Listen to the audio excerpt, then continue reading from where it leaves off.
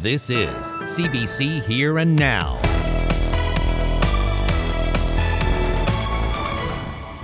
Welcome to Here and Now. I'm Carolyn Stokes.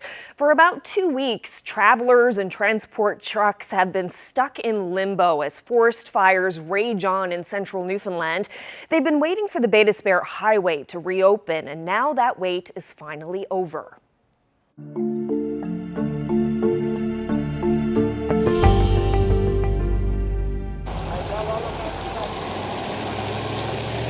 Some smiling faces there. This afternoon, Route 360 opened, giving people a chance to make their way home.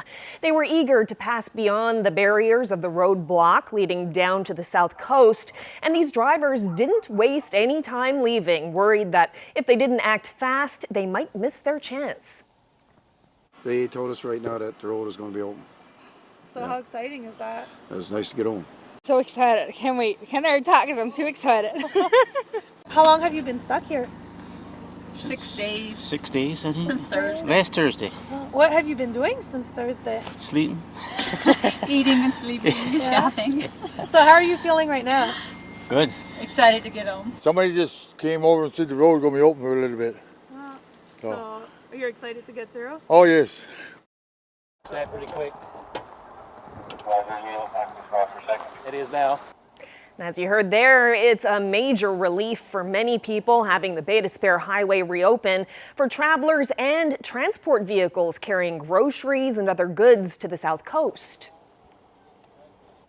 Our Henrika Wilhelm is standing by live in Grand Falls, Windsor. So Henrika, you've spoken with some of those travelers who've been very eager to get on the highway. What have you seen today? Yeah, Carolyn, so I got to the roadblock in Bishop's Falls about 5 minutes after the news had been announced, and I spoke to people there who were impacted by that decision today in different ways. Only minutes after the road reopened, the news had already made the rounds. Hustle and bustle at the roadblock, vehicles of all kinds started rolling in from both sides, relieved to continue on. We've been waiting since Sunday. We haven't had it too bad. We've been going from park to park, just trying to waste away the time. But anxious to get home now. Here along the Bay d'Espoir Highway, about 50 kilometers past the roadblock in Bishop's Falls, smoke is still lingering. You can see it rising up and you can feel how it stings when you breathe in. And behind me you can see parts of the sheer devastation that the fire has left behind. The decision to reopen the highway was made on short notice after Forestry Minister Derek Bragg, along with fire officials, had come down the highway and assessed the situation. Slow down to 50 because we're going to have crews working in the area, but there's no issue with visibility or smoke at this point. I must say, it's really good. I'm really pleased at how it turned out, because I know the Arbor Breton area has been really suffering the last 4 or 5 days with no services at all. Back at the roadblock, that decision didn't mean good news for everyone. We have a cabin in Pine Camps. It's about 15 kilometers down Bay d'Espoir Highway and about a half a kilometer to the right. They won't let us in. They're just going straight through. There were some friendly faces at the roadblock trying to help those who were impacted with gift cards. Well, they look at me first when I'm passing them a card and they're like, what's that? And then all of a sudden the big grin comes on their face and wow, happy. But as has been the case for the past few weeks, this situation can change at a moment's notice. Thursday is calm for the increased weather again, or for the increased temperatures. So we anticipate then things may heat up a little, but it's been extinguished really well over the last 8 to 10 hours. Yeah, the provincial government will keep an eye on the forecast for this week and continue to reassess the situation. For now, the Search and Rescue Association lets people through in Bishop's Falls, and what that's been like volunteering there basically for the past 2 weeks, we'll have that later in the show. Reporting live for Here Now from Grand Falls, Windsor, I'm Henrika Wilhelm. Well, today's rain has certainly been good news for the crews fighting the fire. Water bombers continued their attack today. This afternoon, the Premier reiterated that they're not concerned about the fire reaching communities, but if there's a change in the winds, smoke could still be a big problem. I mean, we all live in Newfoundland and Labrador. We know that the weather can change in a heartbeat. So as best as, we want people to be ready, but not panicked. And I think that's the tone we're trying to establish. I can understand and appreciate people in Grand Falls, Windsor, and Bishop Falls may look out today and say, well, the air is not that bad here, but the fire is only 25 kilometers away. And if that volume of smoke turns, as we know the winds can change in Newfoundland and Labrador, then we don't want people caught short. So we really want them to be ready.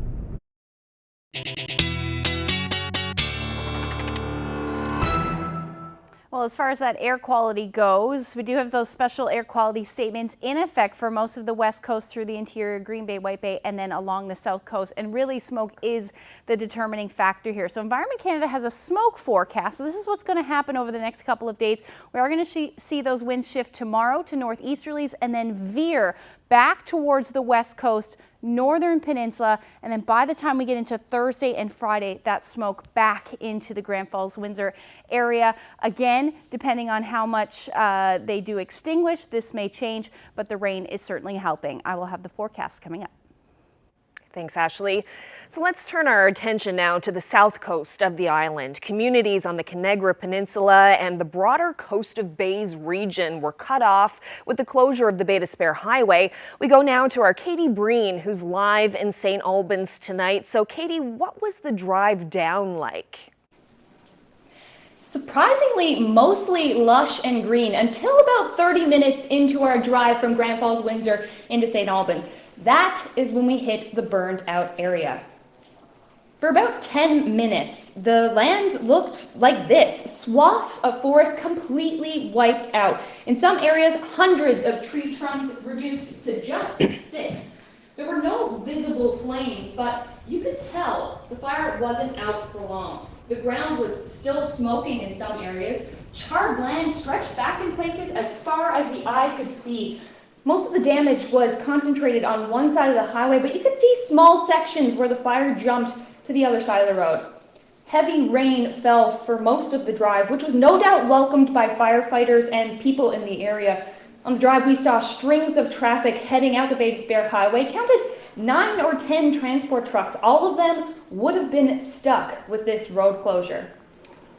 The road we just drove down has been closed for the past 5 days, and as we know, it's the only road in and out of the Conagra Peninsula. So people have definitely been feeling that. Joining me now, the Deputy Mayor of St. Albans. So after 5 days, the road reopens. How's everyone feeling?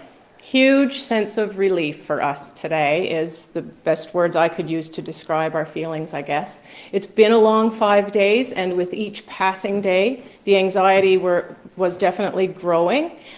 So today it's just been a big boost to our spirits and our morale, and made us feel like, okay, maybe the end is in sight. We realize, of course, that anything can change at any minute, but we were just so thankful to have that road open today, even just for a few hours. What was happening to supplies? The supplies were very low. We had pictures of our local grocery stores here. The shelves were completely empty. In our town here, we had our gas services just strictly for emergency services, so the residents were without fuel as well. So all of those things were, making us very worried. Important pieces like baby's formula and medications, that type of thing, those supplies were all low. So we were working very hard with other agencies and the other towns in the area to make sure that we were receiving those. And thankfully today, some has arrived. I'm sure everybody has seen on the social media. We did see some. Our stores not yet, but hopefully later this evening we'll see some replenishment of those supplies. Because they began choppering some essentials in yesterday. Before the road opened up. Now I guess you're hopeful that transport trucks are going to start up. Absolutely. So I was talking to the local stores earlier today, or around 4 o'clock this evening, and they're expecting maybe some coming in this evening, and if not this evening, hopefully if the road keeps open tomorrow, they'll be in tomorrow. And again, if not, the helicopters and plans that were already in place are still continuing. So if the road does close again, we still have supplies coming in. So we're feeling pretty confident with that, or we feel at least a little bit of, we're being taken care of. So we're pleased with that. And I know I'm keeping you from a meeting here. You're just about to hop into. So The road has reopened, but that's not the end. Where do you go from here? No, so we're still actively meeting our center, our emergency center. We're still here and have that open for our residents. We have all the phone numbers available to them so they can call us if they need absolutely anything. As everybody has been saying, this can change at any given moment. The winds are unpredictable, or I guess changing at any given time. So we're just holding tight and staying here and being here for our residents, and making sure that everybody keeps that sense of calm, and hopefully keep praying for rain, everybody, and this rain continues and we'll see some reprieve there. But we certainly would like to take this opportunity to thank all of the organizations and the people involved in fighting the fire. We're so grateful to all of them, and our counterparts around the coast of Bays as well, because everybody has really stepped up and worked together and really shown that Newfoundland community spirit come forth. So we've been really happy with that. A huge collaborative effort. Deputy Mayor Wilcott, thank you so much for your time. Thank you. Reporting live from St. Albans, I'm Katie Breen. Well, while the highway reopening is good news for those on the ground in Central, it doesn't mean volunteer crews are pulling back their support. Our Heather Gillis has been meeting with some of those individuals, offering shelter, food, and other help to displaced people, as well as those on the front lines fighting these forest fires. So Heather, what more can you tell us? Well, Carolyn, communities here like Grand Falls, Windsor, Bishops Falls, and Botwood are still under a state of emergency tonight. But local community groups wanted to help those firefighters who are battling the fires not too far from here. They came together because they want to make their stay at a local camp off the Bay d'Espoir Highway, where they're sleeping and eating, just a little more comfortable. Put an appeal out to our community and ask people if they can make donations. First we started off with snacks and stuff like that, and then people started with monetary donations. And I've been contacted all over the place now, all over Newfoundland and places, people sending money, and so we just contact the camp and find out anything they need, and we'll go get it for them and deliver it, which we delivered a load today. So whatever they need, we're there to get it for them. So right now we're helping to house the Newfoundland Forestry firefighters, and it's just nice to know that they're all coming back safe and sound, and we're being able to help them through their day. And when they come back and relax for the evening, of course, then they can just share in camaraderie themselves, and it's just a place that they can feel at home while they're away from home doing this service. We had this situation that started Friday when the highway was closed on the Bay d'Espoir here. We knew there were people stranded here, so the clubs in Grand Falls, Windsor, Bishop Falls and Botwood put out a call just to our members and that. So we opened up our club, which is a couple of kilometers from here.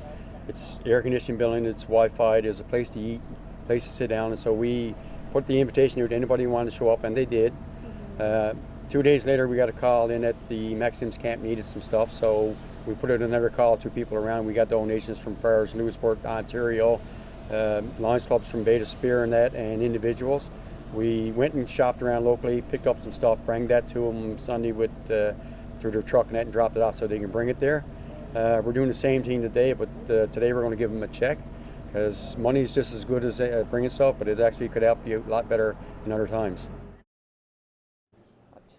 And the Lions Club, of course, they're not the only ones helping out. The Salvation Army has made upwards of 160 meals and healthy snacks for people who have been stranded by the fires. In some cases, many of those people came up to this part of the province at Grand Falls, Windsor and Gander to see a doctor or a dentist. Generally, that's a day trip, but it turned out to be a much longer stay for some people in many cases. The Salvation Army says it's been a taxing time for those who have been stranded, cut off from their homes on the Conagra Peninsula, but they say helping has been heartwarming. It's a day where the community is once again rising up to support not only the work of the Salvation Army, but other community partners that we work with. Dropping by, people are making donations, we've got food coming through the door, and all the supplies that we need to prepare nutritious meals and healthy snacks. What we're hearing from people is that, yeah, it's been a tasking time. I think, anytime you talk about a wildfire, for many of us as Canadians, our minds immediately go to disasters that come, to the forefront of our minds, like Fort McMurray. And so a lot of people here in Grand Falls, Windsor, of course, are concerned about that, and that's playing on in the back of their minds, but trying to remain positive and thankful for the people that are fighting those fires on the front line, doing all that heavy work. And so as a Salvation Army, a service organization, if we can come alongside to provide a bottle of water, a hot cup of coffee, and a listening ear, we're fulfilling our mission. It's not just us. We've got partnerships with the Community Kitchen, Red Cross, just individuals, businesses, everybody is pulling together. We've been servicing for a few days now, so it's not just about giving them food, it's talking to them, providing some sort of emotional support if we can. Those relationships, it's something that'll last with you for years. As Newfoundlanders, we always pull together, and you feel some of these people are your own family by the time you're finished. And of course, we're getting a little bit of support as well from Mother Nature. It is raining here in central Newfoundland right now, but unfortunately those forest fires are still out of control. I'm Heather Gillis reporting live in Grand Falls, Windsor for Here and Now.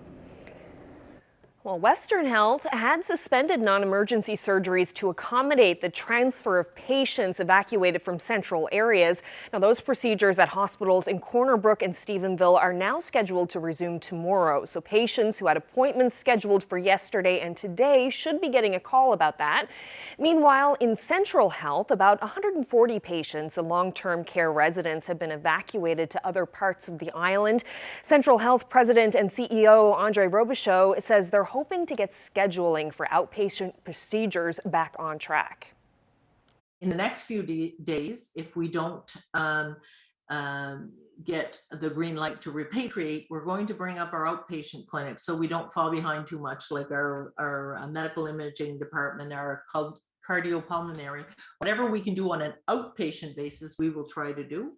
Our obstetrical program is up and functioning in Gander. So we're going to try to bring out everything we can from an outpatient point of view to be able to continue to serve our community. Now, she also says anyone with questions about loved ones who were evacuated or about scheduling of health procedures can call the Central Health phone line. That number is there on your screen, 1-833-960-4571. Now, for general inquiries about the forest fires, you can call the Provincial Emergency Operations Center, and that number is 1-833-745-0775. And both of those lines are open daily from 8 a.m. to 8 p.m. And there's a messaging service set up for anyone who calls outside of that window of time. Well, in other news, the RNC is investigating a shooting in St. John's. Police say it happened on Gilbert Street around 7:30 Saturday morning. A 49-year-old man was reportedly taken to hospital, treated, and then released. A red Honda Civic believed to have been involved in the shooting was found around Lamarchant Road a short time later. The RNC doesn't believe this was a random incident. An investigation is ongoing, and officers are looking for witnesses or anyone with video footage.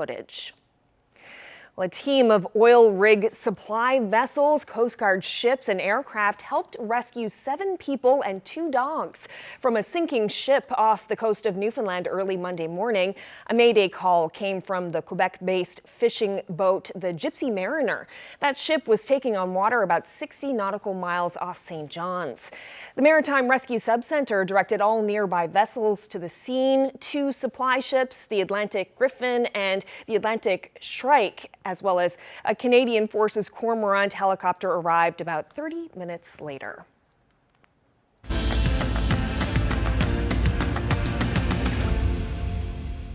Well, Pride celebrations continue across the province this month. Last night, we brought you to Labrador West, where the community is kicking off the start of its Pride Week. Hundreds of people showed their pride in Happy Valley Goose Bay over the weekend. The CBC's Rafsan Farouk Jugal was there. Pride celebrations kicked off last week at the Town Hall in Happy Valley Goose Bay with a flag-raising ceremony and plenty of community support. The event, organized by Safe Alliance, ranged from craft-making sessions at the Labrador Friendship Center to celebrating Pride at Gosling Lake Beach. Creating a safe space, and building a sense of community was the goal.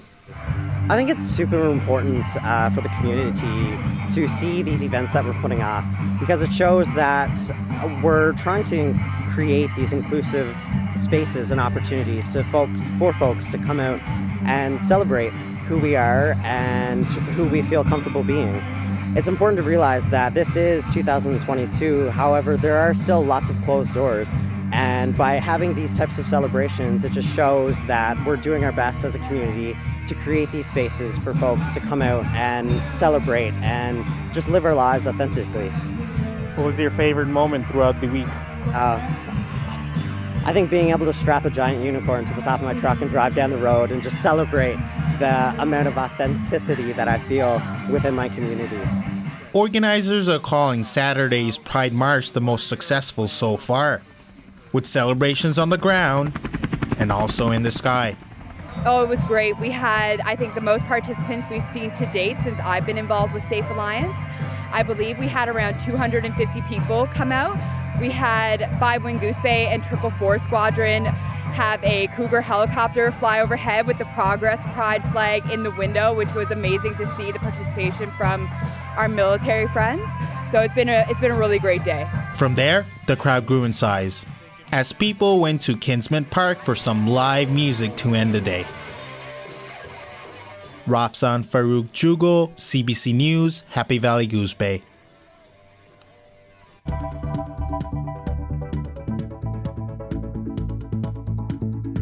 Well, this is a scene we certainly haven't seen in a while. Definitely welcome. We'll talk about the amount of rain that's fallen and how much more is on the way coming up.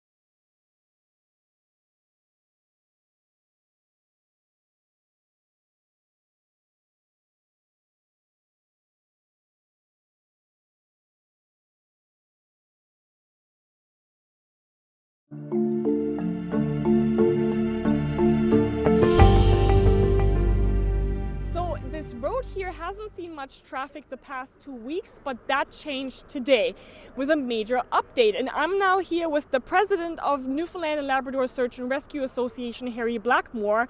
Harry, tell me, what have the 2 weeks been like? It's been a hectic 2 weeks. Right now, the road has opened at a moment's notice.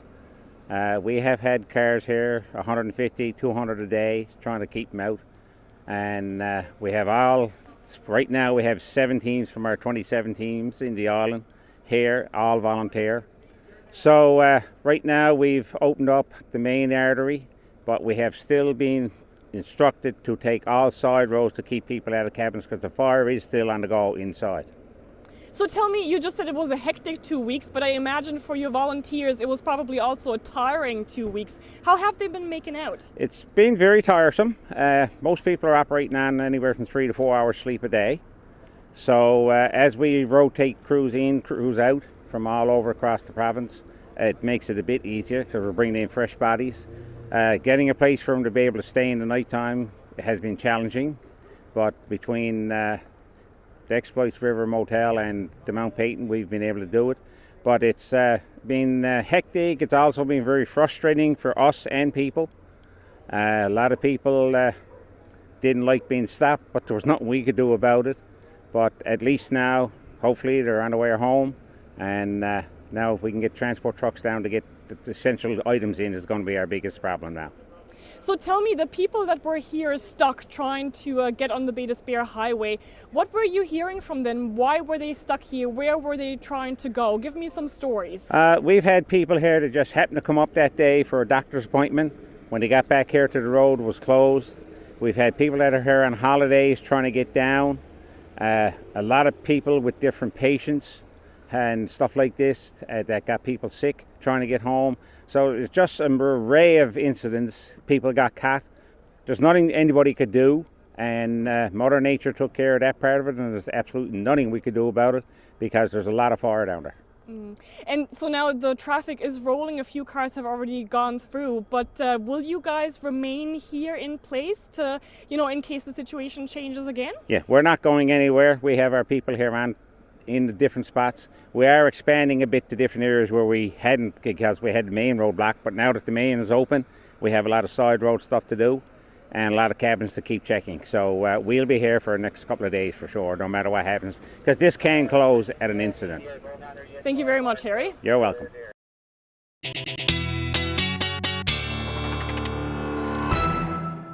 Wow, so much relief that that highway is open. Thank goodness for that rain. Those overhead shots of the fire are just incredible, just the devastation. But there's also some interesting shots that we've seen, right? Yeah, in fact, Wanda Clark, who is a PAL pilot, shared this photo with me earlier, or actually last night. Take a look at that. So that is what you call a Pyrocumulus Cloud, and pyro meaning fire, and then cumulus, the puffy cloud there. So that's not just smoke, that's an actual cloud. That's right. So it's the smoke that is actually creating the cloud. Well, it's actually the intense heat that's creating the cloud. So typically it starts to make things a bit unsettled in the atmosphere, and then you've got that heat that's rising, cools, condenses, and then you get these clouds, which actually can form thunderstorms in some cases, and have certainly on the west coast of Canada in the past. So definitely an interesting feature, but today the weather obviously cooperated. We've been talking about that for most of the afternoon.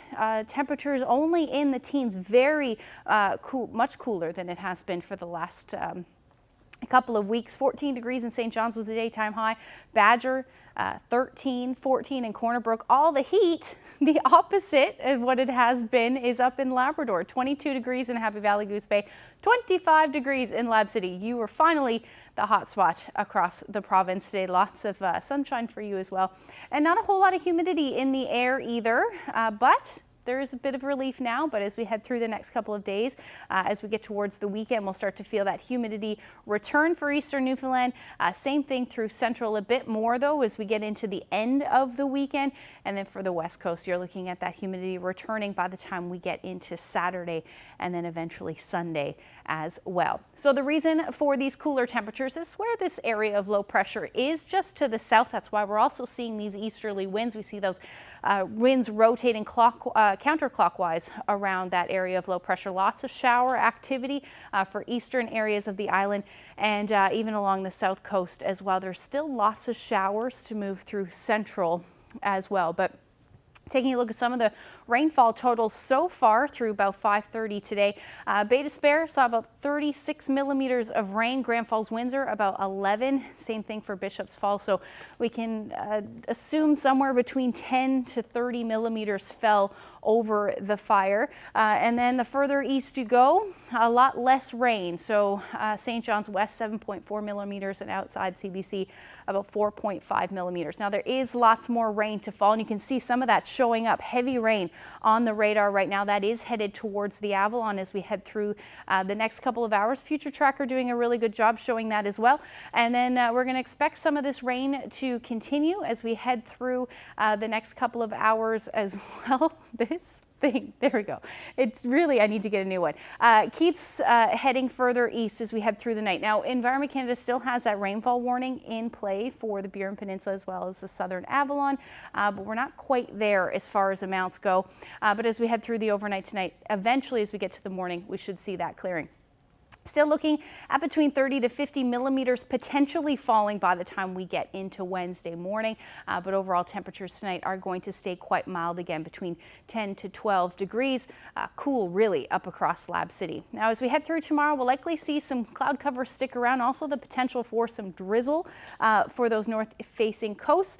But eventually we will see those skies clear. Eastern areas of the island, the Avalon rather, will stay cloudy through the day. Then maybe some more showers moving through Labrador, but overall a pretty nice day for you as well. Taking a look at those temperatures through the afternoon tomorrow, going to stay cool again for the this is just not working. So frustrating. Oh, there we go. Okay. There we go. There's your temperatures. They're going to stay cool. Teens for St. John's. Those winds a bit brisk as well out of the northeast, between 40 to 60 kilometers per hour through central. You're looking at the chance of a few showers to start, but the sun should come out. And then the west coast into the 20s through the day. Your winds will be out of the east between 20 and 30 kilometers per hour for Labrador. Beautiful day as far as temperatures go. 20s again, 26 degrees in Happy Valley, Goose Bay. Unfortunately, that isn't going to continue. I'll get into long range forecast coming up. I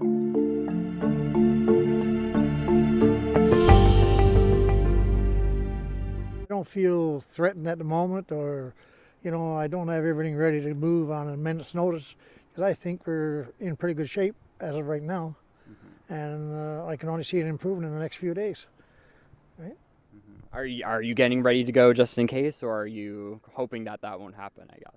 Well, I'm hoping that it won't happen, yeah. I mean, it'll only take me a few minutes to get ready, but I really hope that that doesn't come down to that, because I just don't want to do it, And a lot of my friends that I speak with daily, they don't want to do it either. Right? So a few of them own cottages and whatever, but cottages is one thing, but your home is something else, Well, I think people are in disbelief, like we've had fires near the community before, but nothing this major. A little bit apprehensive when the Premier was on and announced that you want to get your grab bag ready to go in a minute or two notice. Set in pretty real. I think it's super scary, and clearly it's really unpredictable. The winds are changing all the time, so people are really on their toes and they don't know what to expect. So it's super scary. Well, I was a bit nervous because we don't know when we're going to get the smoke come across, and that's more or less the fire, more or less the smoke for us. It's people with just sickness more I worry about. People got allergies and everything else. That's the most thing you got to worry about.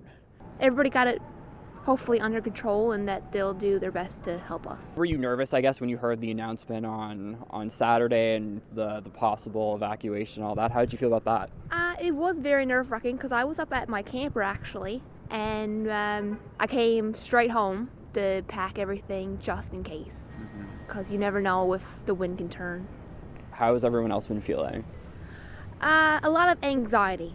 Yeah, a lot of anxiety, but at the same time, we gotta keep calm in all of it, right? So hopefully it'll all work out.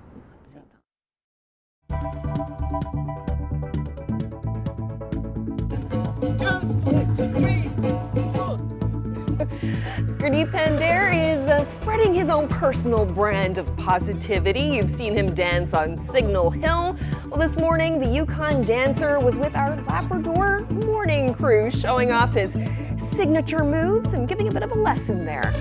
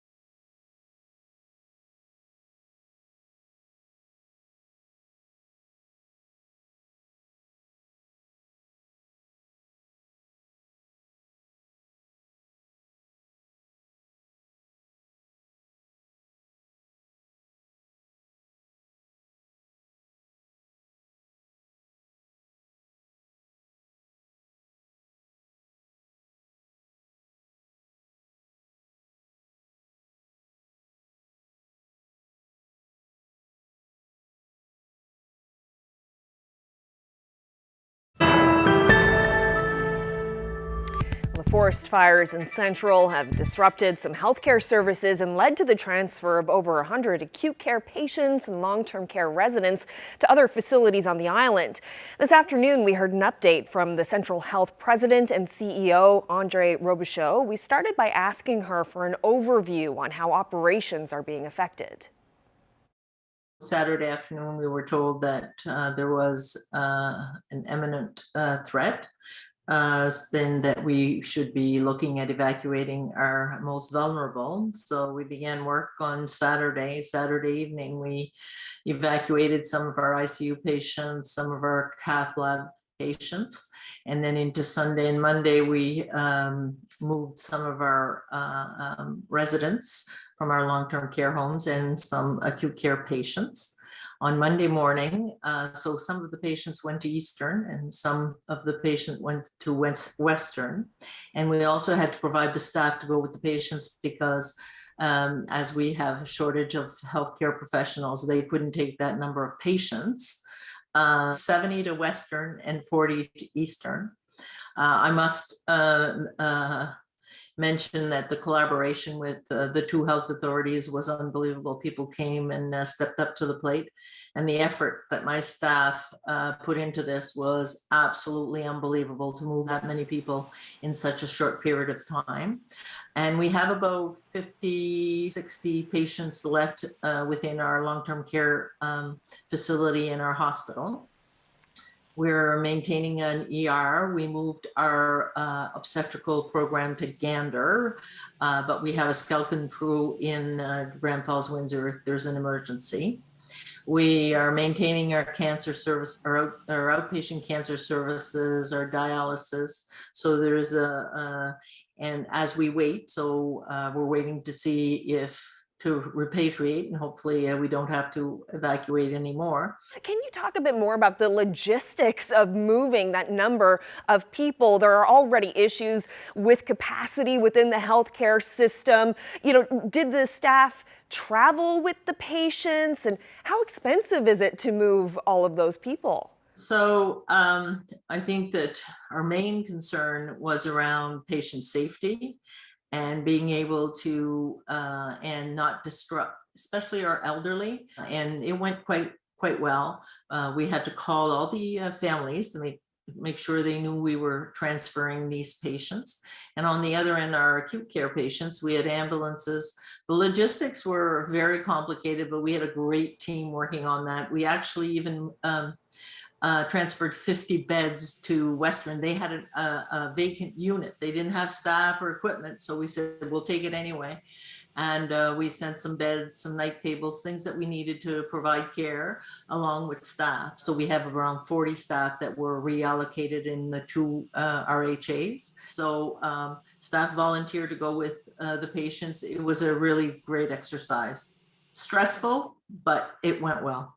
Yeah, no doubt, very stressful for the patients, mentally and physically stressful, especially for the elderly residents and patients to be moved from familiar surroundings to other parts of the island away from family. What kind of consideration was given when the decision was made to move them to how this was affecting them mentally and physically?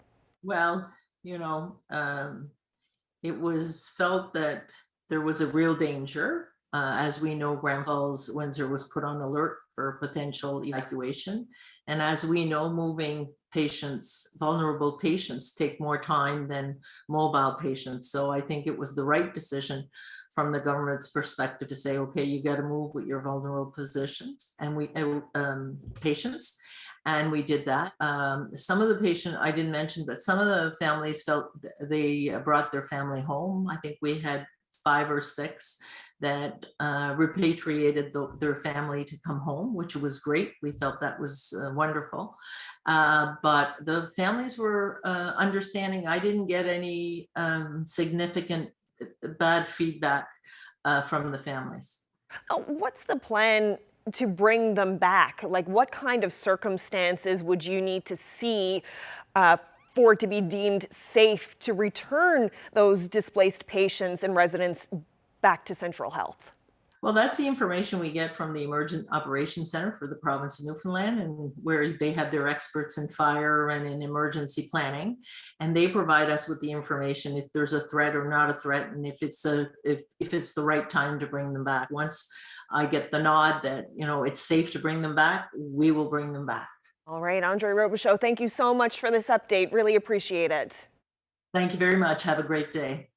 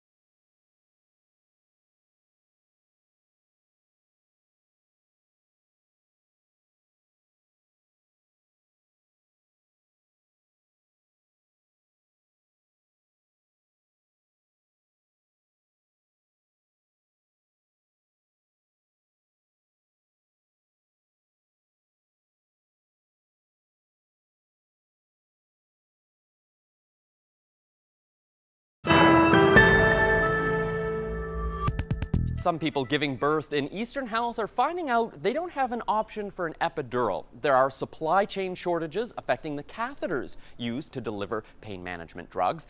And it's not just childbirths. Epidurals are used in other surgeries as well. Well, Dr. Dolores McKean is president of the Canadian Anesthesiologist Society, and she's also vice dean at Memorial University's School of Medicine. Thanks for joining us. Thanks for having me, Peter. Very happy to be here today. So how bad is the shortage right now? So, Peter, we're really trying to get a handle on which provinces are impacted and which health authorities are impacted. Our understanding in speaking with Health Canada is that this is a national shortage as well as a global supply chain issue. So we are hearing, as well as Canada being impacted, that other countries such as Australia and the United States have been impacted. So this is a significant problem. But in speaking to manufacturers, we're hoping that it will be a short-lived problem. We are trying to get a handle on the shortage and try to figure out strategies to increase supply into Canada from our manufacturers. So while that happens, Eastern Health, for example, has said that they are taking measures to try and reduce the number of epidurals they're giving in order to conserve supplies. So can you give us an idea around who is maybe no longer able to get an epidural and who's still able to get one? So epidurals are used for labor pain management in any obstetric patient that comes in who do not have a contraindication. And labor epidurals are really the gold standard for pain management for obstetrics or for birthing. We also use labor epidurals for high-risk pregnancies or for women that need to have operative cesarean deliveries.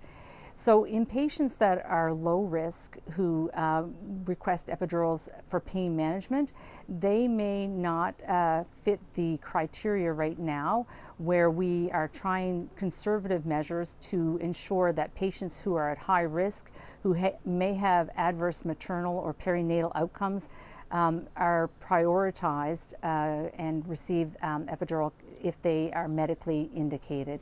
So low-risk patients who may not have medical indications or may not have obstetrical indications may actually not fit into those criteria, but we are absolutely committed that those women will receive other forms of labor analgesia, and we are committed to try to make the birthing experience as painless and as comfortable for women as we can, as birthing mothers as we can. You mentioned there that an epidural is kind of the gold standard. So some of these other options that are available, how do they compare? So there are lots of women in Canada and throughout the world who don't have access to labor analgesia with epidural catheters. While we feel that they are sort of the gold standard and the best pain management that we as anesthesiologists can offer, it allows them to participate more fully in the birthing experience and allows moms to stay awake during operative cesarean delivery. There are other labor options available. It may not be as comfortable as a labor epidural or a labor catheter, but we certainly will do our best to make women as comfortable as possible. And lots of centers, that is sometimes the only option that's available. So, there are safe alternatives. I think that's the most important thing that I think women should know, that they will not be left without anything, that we absolutely will provide the best care we can. And if they are higher risk or they do sort of fit into the criteria that we're using to determine eligibility, then they absolutely will receive an epidural if it's required from a medical or an obstetrical perspective. And what about the rest of the country? Are you hearing in terms of, are other areas also having to cut back, or are supplies better and they're able to continue to offer it to all patients? So every center is different, Peter. We are hearing that centers in Saskatchewan are triaging and other centers have enough supply, and there is sort of an algorithm that each individual health authority is using to try to determine what is the critical sort of number that needs to be kept in reserve. It's really complicated though, Peter, because different health authorities have different numbers of procedures that they're doing and different demands for these epidural catheters, and as well there are different supply chains. So anesthesiologists and healthcare authorities are really working a little bit blindly in terms of when we're going to get restock. And I think that is one of the biggest factors that determines the protocol and the triaging. If we know that we are going to get restock within a week or 2 weeks and that we will get a supply for a week or two, then I think that allows us to be a little bit more liberal with the supplies. But in times of scarce resources such as we have right now, where there's a significant degree of uncertainty as to when that restock will occur, the approach in terms of the greater good for our patients who may need them for medical indications, I think is taking priority right now. And we certainly are hearing that other centers are doing this as well as Eastern Health. Well, Dr. McKean, I appreciate you joining us and sharing your perspective today. Thank you very much, Peter, for having us. And we just want to assure all of our patients that we are working diligently to ensure that patients are safe and that their babies are safe and that they are well taken care of. And we can assure you that that patients are our main priority, and their health care is absolutely essential, and their birthing experience is important to us. Well, Eastern Health has brought in an ethicist who, along with other medical professionals, have created a triage protocol.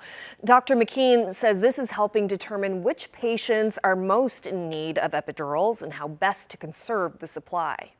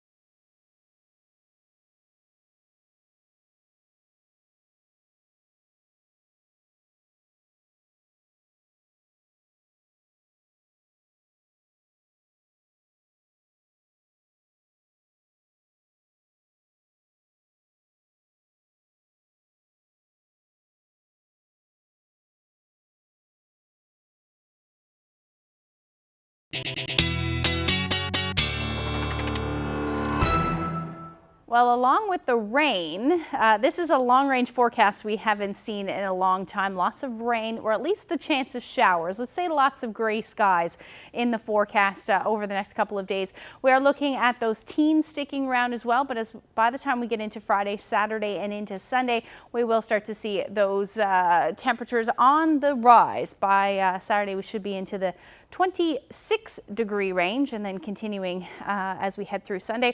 Taking a look at the long-range forecast for central Newfoundland as well. A lot less rain. By Thursday, we should end, at least that should end, with some cloudy periods expected on Friday. Same thing into Saturday and Sunday, but those temperatures will be in the low to mid-20s.